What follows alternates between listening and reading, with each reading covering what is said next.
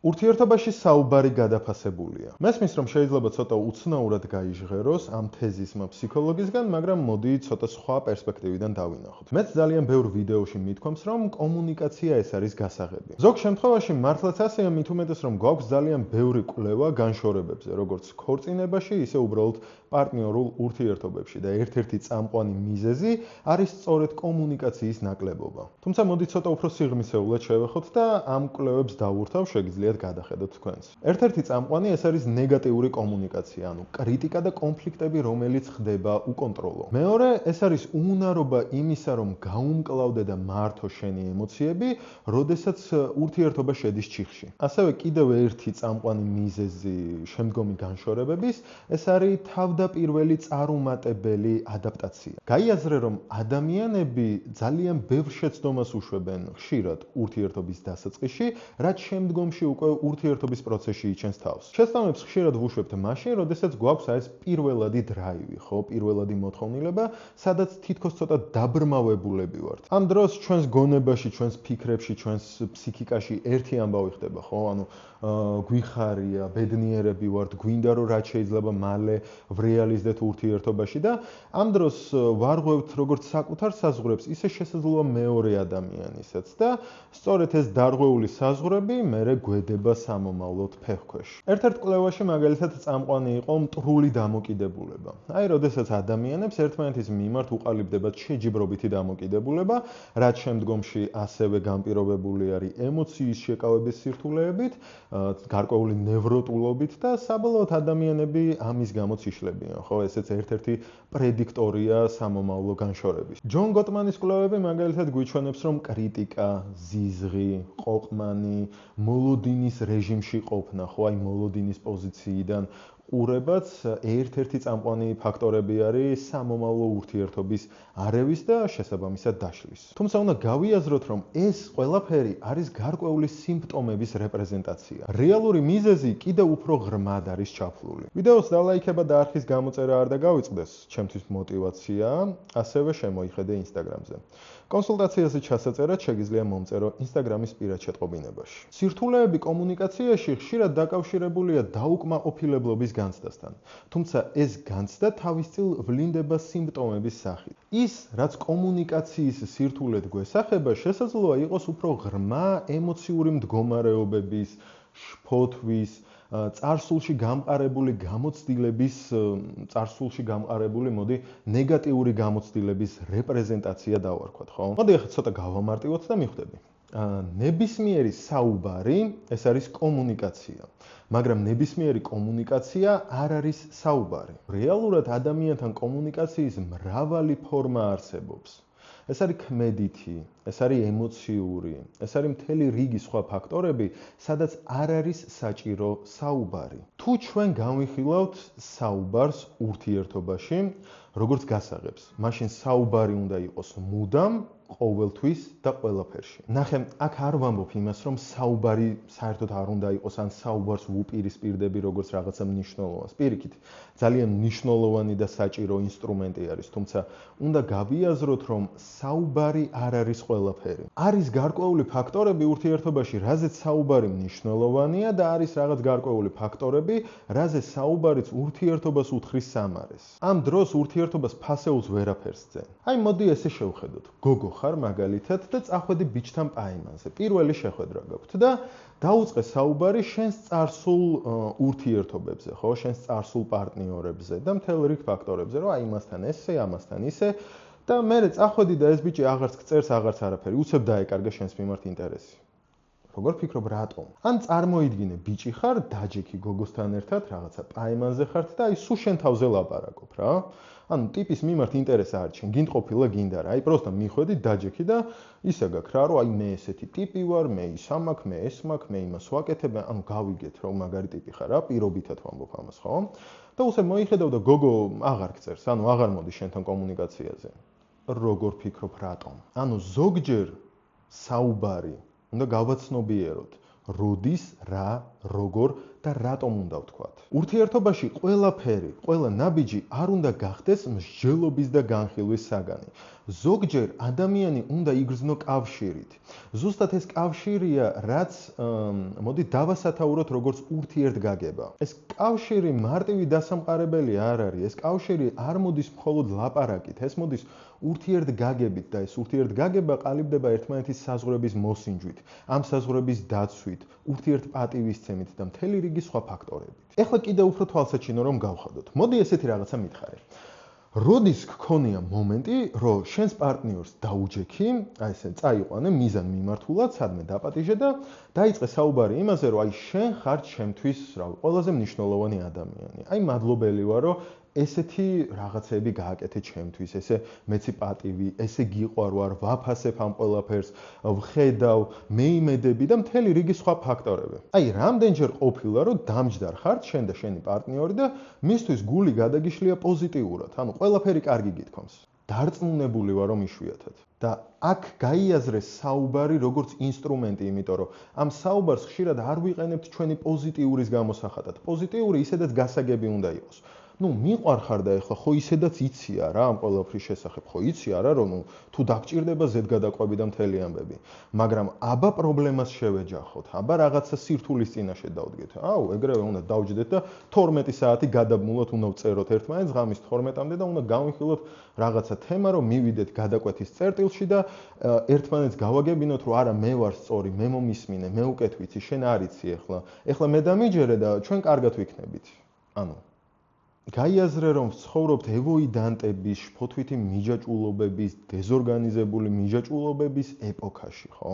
სადაც ეგეთი შენი გულახდილი საუბრით ადამიანს ან ძალიან მიიჯაჭვებ და გადაიკიდებ, ან არ დაგიჯერებს და ეგონება რომ არ ხარ გულწრფელი, ან კიდე უბრალოდ გაიქცევა ისე რომ შეიძლება მეორე დღეს ვეღარც ნახო და დაგბლოკოს და უბრალოდ გაქრეს შენი ცხოვრებიდან. ეს ხუმრობით, რადგან ადამიანებს ძალიან გვიჭირს გულწრფელობის აღქმა.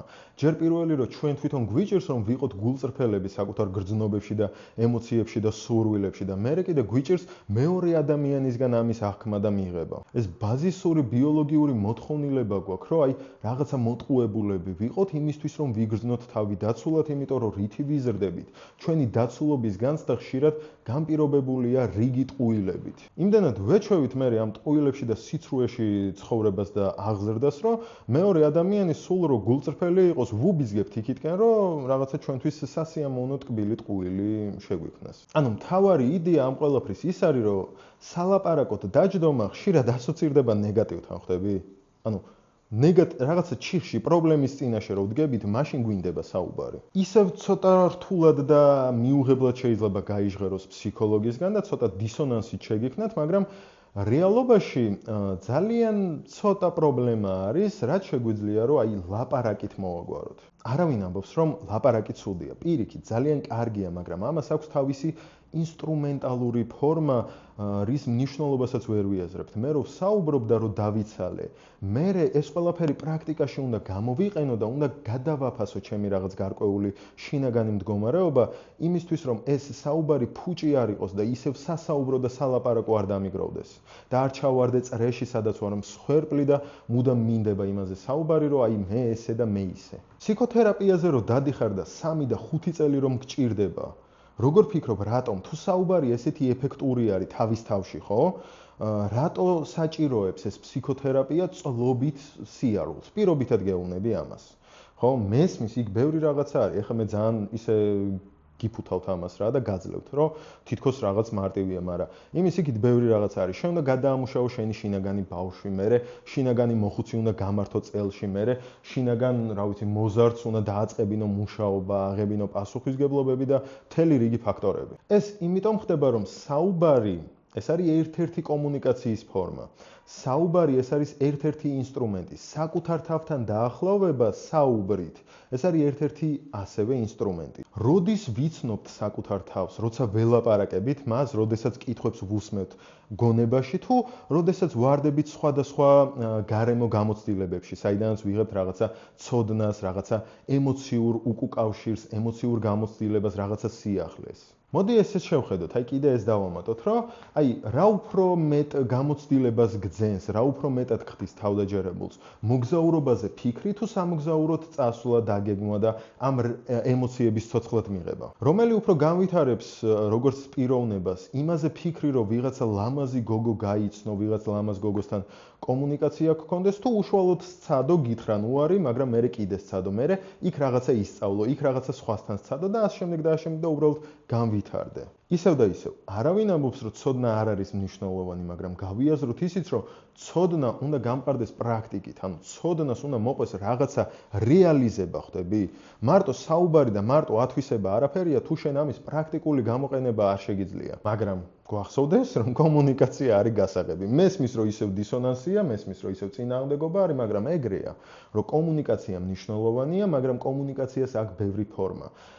არც ის უკიდურესობა ვარგა, სადაც შენ ადამიანი ხარ, რომელიც არასდროს ლაპარაკობს და მუდამ ელის რო სხვები მას დაინახავენ და მიხვდებიან თვითონ, ანუ შენს გარშემო ვანგა არავინ არის, არავის დაესიზმრება.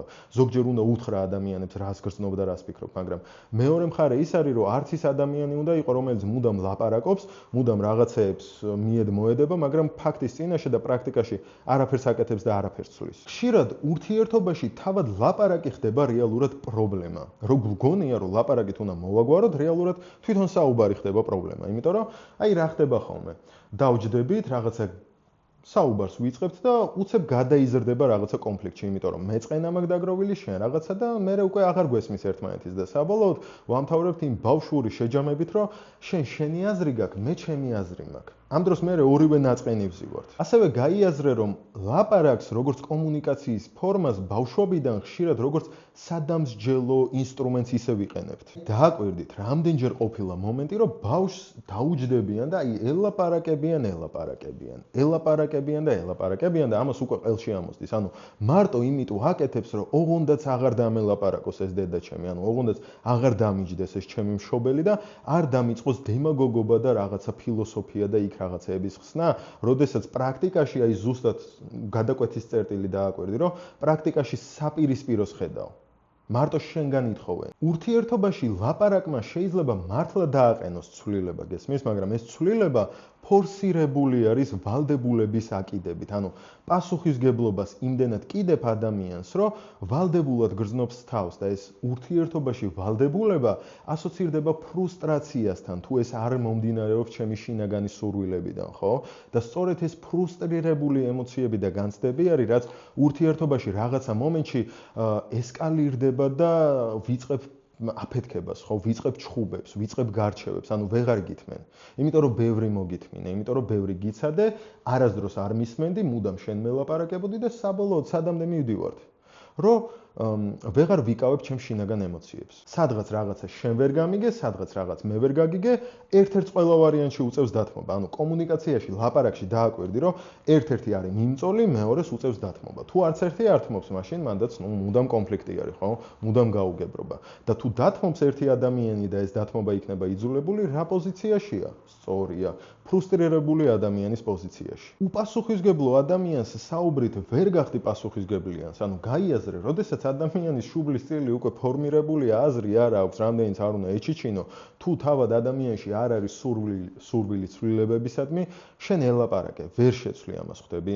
ამასაც რომ თავი გავანებოთ, გაიაზრე ის, რომ ზარმაც ადამიანს მარტო ლაპარაკით ვერ შეცვლი. იმის ალბათობა, რომ უფრო უპასუხისგებლო და უფრო ზარმაცი გახადოთ დიდია. იმისთვის, რომ მეორე ადამიანში და ურთიერთობაში ცვლილება დადგეს რაღაც მომენტში, ჯერ შენ უნდა იყოს საკუთარ თავთან გულწრფელი, ურთიერთობაში უნდა იყოს გულწრფელი, უნდა იყოს თავდაჯერებული, უნდა იყოს პროდუქტიული საკუთარ თავთან მიმართებაში, უნდა იყოს პასუხისგებლიანი. თუ შენ მართლა კარგ პარტნიორს შეარჩევ შენთვის, შენს ცხოვრებაში, ხო, შენს მეგზურად, იქ ბევრი სალაპარაკო რეალურად არ გექნებათ. ადამიანებს, რომლებსაც ერთმანეთის ესმით და აქ არ არის აუცილებელი, რომ ორი ადამიანი ერთმანეთს გავდეს იმისთვის, რომ ერთმანეთს გაუგონხდები.